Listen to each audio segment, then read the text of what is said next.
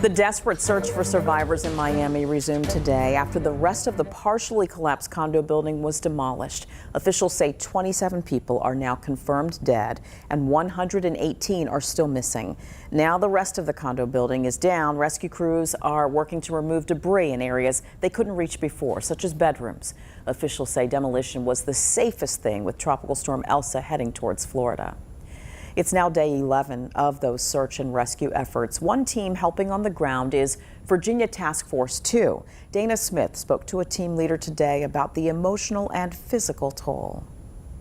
Just after 10:30 p.m. on the 4th of July, what was left of Champlain Towers fell to the ground in a planned demolition. Search and rescue efforts are back on, and Virginia Task Force 2 is part of the team shifting through the rubble, searching for the missing. None of these men will be shocked by it.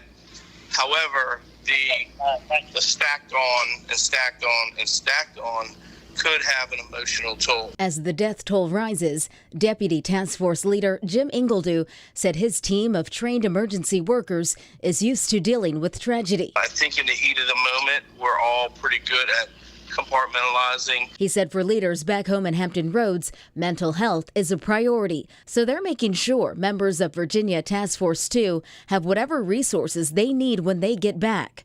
Right now, the focus remains on the mission: search, rescue, and recovery. There's no doubt we're going to find everyone. Ingledew said his team is working around the clock, pulling 12-hour shifts. Half of us work from noon to midnight, and the other half work from midnight to noon. Seems like kind of a weird start-stop time, but because of the heat during the day, that way not one side has to work through the whole day and take that physical beating. Ingledew said the demolition allows rescuers to search in areas that were previously inaccessible because of building instability and safety concerns. Dana Smith, 13 News Now. And he also said his team is using blueprints and models in the search efforts to see how the building may have collapsed.